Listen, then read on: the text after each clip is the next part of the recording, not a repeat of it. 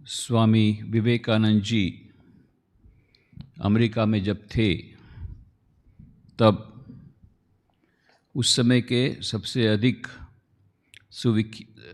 अधिक धनवान व्यक्ति जॉन डी रॉकफेलर से किस प्रकार से मुलाकात हुई थी ये हमने देखा।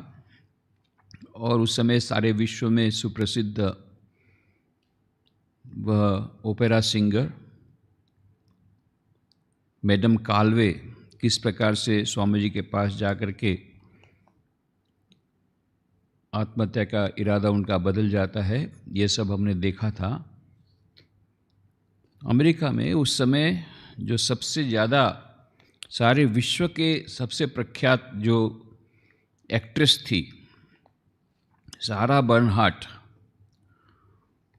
ये सारा बर्नहार्ट भी उस समय जब स्वामी विवेकानंद जी अमेरिका में धूम मचा रहे थे, ये भी धूम मचा रही थी अपने एक्टिंग के कारण। और स्वामी विवेकानंद ऑडियंस को इलेक्ट्रीफाई कर रहे थे अपने प्रवचन के द्वारा, तो सारा बर्नहार्ट अपने अभिनय के द्वारा सबको इलेक्ट्रीफाई कर रही थी। और उस समय निकोला टेस्ला एक महान साइंटिस्ट, उस समय के सबसे ज़्यादा सुप्रसिद्ध साइंटिस्ट में से एक, ये सचमुच में इलेक्ट्रीफाई कर रहे थे। उन्होंने अल्टरनेटिव करंट को खोज के निकाला और उन्होंने जो पेटेंट बनाया वो पेटेंट बेचने के बाद ही नायग्रा फॉल्स जो है उसकी पूरी इलेक्ट्रिसिटी वह उनके खोज के कारण संभव हो पाई, जो इलेक्ट्रिसिटी प्लांट बाद में जो लगा। तो यह एक अद्भुत बात है कि स्वामी विवेकानंद जब वहाँ पर थे तो उन लोगों को, स्वामी विवेकानंद को उनके डिसाइपल्स लेकर के गए 20 जनवरी 1896 को, 20 जनवरी 1896 एक ड्रामा था जिसमें कि सारा बर्नहार्ट पार्ट अदा कर रही थी, अभिनय कर रही थी। बहुत ही फेमस वो ड्रामा आइजल नाम का, उस समय तो आपको मालूम होगा पिक्चर तो थे नहीं, तो ड्रामा ही थे। तो आइजल नाम का वो drama that was based on the life of Buddha, भगवान बुद्ध के ऊपर वह आधारित वह ड्रामा था। उसको देखने के लिए एब्बेस थिएटर न्यूयॉर्क में ले गए थे। तो उसके बाद में जब ड्रामा ख़त्म हुआ तो सारा बर्नहार्ट वो इतनी प्रसन्न हो गई कि मेरा ड्रामा देखने के लिए, क्योंकि स्वामी विवेकानंद उस समय सेलिब्रिटी गिने जाते थे, बाद में भी आज भी जब the greatest persons who made modern America में भी जब स्वामी जी का नाम आता था उस समय तो वो सेलिब्रिटी माने जाते थे। तो स्वामी विवेकानंद मेरा ड्रामा देखने आए, उसको बहुत उसको गौरव हुआ। फिर उन्होंने स्वामी जी को पूछा भी कैसा लगा ड्रामा, और तब स्वामी जी ने बताया, बाद में उन्होंने एक पत्र में भी लिखा था कि अपने एक उनका the east and the west नाम की जो उनकी किताब है उसमें लिखा है कि वो जो इंडियन सेटिंग उसने बनाया, अद्भुत सेटिंग, ऐसा लगता है आप भारत में पहुंच गए हैं। तो उसको पूछा ऐसा इंडियन सेटिंग कैसे बना पाई, तब सारा बर्नहार्ट ने कहा कि 1 महीने तक मैं पूरे जितने म्यूज़ियम हैं, इंडियन म्यूज़ियम जितने म्यूज़ियम हैं सब जाकर जहाँ जा कर के पूरे इंडिया की सिचुएशन कैसी होती है सबको मैंने स्टडी किया। मैं पूरे इंडिया गई नहीं हूँ कभी। स्वामी जी का क्यों, इंडिया जा सकती थी। बोले इंडिया जाने की मेरी बहुत इच्छा है, भारतीय संस्कृति से मैं बहुत प्रभावित हूँ और मेरे को भारत में जाने के लिए जो वहाँ के प्रिंस ऑफ वेल्स ने मुझे कहा है 2 लाख रुपये वो देंगे। उस समय के 2 लाख रुपये आप समझ सकते हैं कितना होता था 2 लाख रुपया। क्यों? क्योंकि वहाँ उसको ले जाना कम बात नहीं थी, वो अकेली नहीं जाती थी, पूरी ट्रेन भर के लोग रहते थे उसके साथ में, उतने सब लोगों को ले जाना भारतवर्ष तक। फिर भी ये प्रिंस ऑफ वेल्स ने सब व्यवस्था करने को कहा था, बाद में वो भारत आ पाई कि नहीं पता नहीं, परंतु स्वामी विवेकानंद से बहुत प्रभावित थी और उनका लेक्चर कहीं सुना होगा, जो भी होगा। तो उनको उन्होंने निमंत्रण दिया अपने घर, एक जगह पर निमंत्रण दिया किसी एक अपने फ्रेंड के यहाँ पर, और साथ साथ में निकोला टेस्ला को भी बुलाया। तो 5 फरवरी 1896 को ये वहाँ पर वो लोग मिले। तो बहुत सारी बातें हुई, इतनी सारी बातें हुई, क्योंकि इसको बहुत ही दिलचस्पी थी सारा बर्नहार्ट को भारतीय संस्कृति के बारे में जानने के लिए, भारतीय माइथोलॉजी के बारे में जानने के लिए। भारतीय माइथोलॉजी के आधारित कई उसने ड्रामा भी किए थे। तो शी वॉज वेरी ईगर। तो ये सब बातें तो हुई। और इधर निकोला टेस्ला के साथ स्वामी विवेकानंद की बहुत बातें हुई।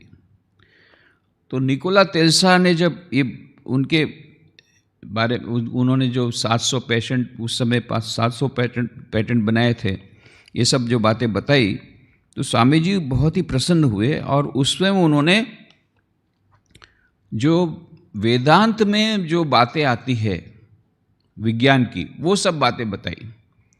सांख्य फिलॉसफी की बात बताई कि प्राण और आकाश, ये दोनों मैटर और एनर्जी कैसे एक दूसरे से एक्ट करते हैं, और कैसे अद्वैत वेदांत मानता है कि एक ही कॉन्शियसनेस से सब कुछ निकला है।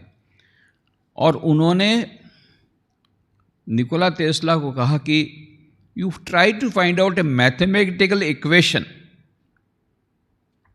विच will prove the equality of matter energy. ये निकोला टेस्ला को उन्होंने कहा था। उसके बाद में निकोला टेस्ला ने कहा कि you please come to my laboratory. फिर स्वामी जी जा पाए कि नहीं पता नहीं, पर उन्होंने एक पत्र में लिखा था, स्वामी विवेकानंद जी ने एक पत्र में लिखा, 1895 में पत्र में लिखा, mister Tesla thinks he can demonstrate mathematically that force and matter are reducible to potential energy. I am to go and see him next week to get this new mathematical demonstration. In that case, the Vedantic cosmology will be placed on the surest of foundations. I am working a good deal now upon the cosmology and eschatology of the Vedanta.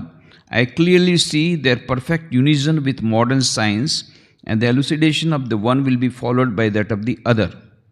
तो इस प्रकार से हम देखते हैं कि स्वामी विवेकानंद जी उस समय यह जो मॉडर्न साइंस और वेदांत के बारे में बहुत सोच रहे थे, और किस प्रकार से वेदांत का दर्शन आधुनिक विज्ञान द्वारा प्रमाणित किया जा सके। तो आधुनिक यह जो वेदांत दर्शन को एक रिकॉग्निशन मिलेगा कि it is a scientific philosophy, A scientific religion, जो कि मॉडर्न माइंड को यदि अट्रैक्ट करना है तो modern mind will be attracted only if it is a scientifically proved analogy, scientifically proved philosophy. इसलिए स्वामी विवेकानंद ने उस समय वो रात दिन इसके बारे में सोचते रहते थे। बाद में निकोला टेस्ला ने उसके ऊपर काम किया कि नहीं हमें पता नहीं है, पर Nikola Tesla he was a very different type of man, जैसे स्वामी विवेकानंद को आज भी हम समझ नहीं पाए हैं। Why? Because he was too ahead of our time. Swami ji ने कहा था 1500 साल लगेंगे उनकी बातों को समझने में। और Nikola Tesla also was far ahead of his time. कोई उनको समझ ही नहीं पाया।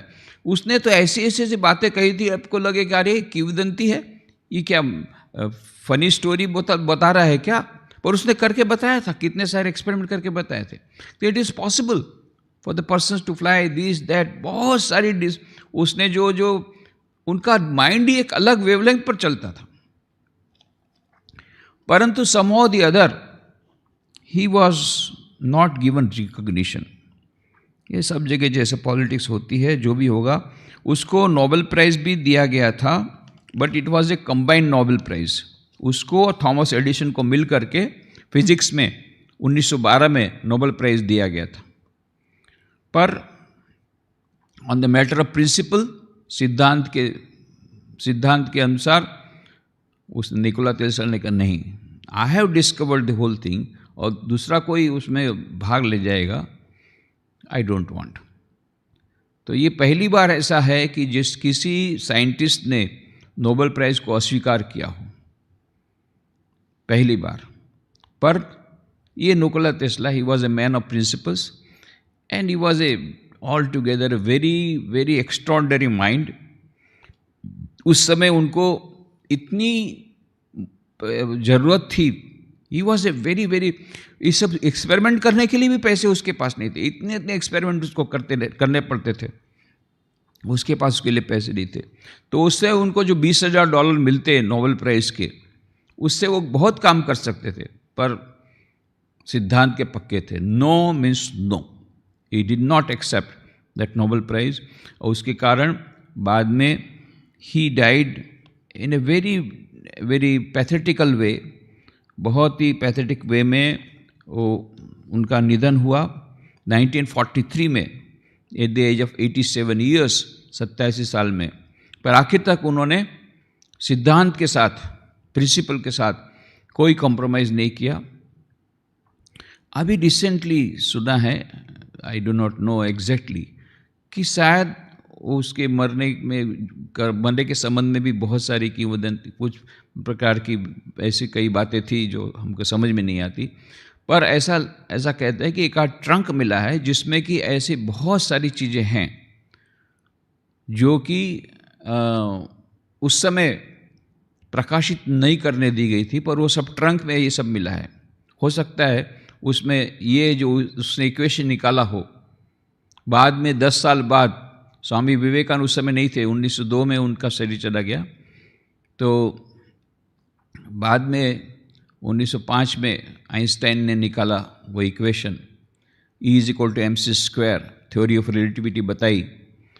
तो स्वामी विवेकानंद होते तो उनको बहुत अच्छा लगता, क्योंकि he was trying his best कि इसका जो मैथमेटिकल इक्वेशन मिल जाए कि matter and energy are interconvertible, जो कि हमारे वेदांत दर्शन की बात है। There is one supreme consciousness. Sankhya philosophy प्राण और आकाश, ये दोनों की बात करता है, मैटर एंड एनर्जी। और उसमें से नेक्स्ट है वेदांत, जहाँ पर जाके unification of all types of energy and matter, जिसमें कि वो सुप्रीम कॉन्शियसनेस की बात है। ये स्वामी विवेकानंद प्रमाणित करना चाहते थे। तो उस समय हो सकता है कि निकोला टेस्ला ने कर भी दिया हो, स्वामी जी की बातों पर उसने कर भी दिया हो, पर हो सकता है कि उसको प्रकाशित न किया गया हो। तो जो भी होगा, this is not to belittle Albert Einstein was a genius, there is absolutely no doubt about it। किसी ने कहा कि थ्योरी ऑफ रिलेटिविटी जो उन्होंने निकाली है, ओनली आइंस्टाइन ही समझ सकता है, दूसरा कोई समझ नहीं सकता। उसके लिए समझने के लिए दूसरा एक आइंस्टाइन लगेगा। जैसे स्वामी जी ने कहा था ना कि had there been another Vivekananda, he would have understood what this Vivekananda has done।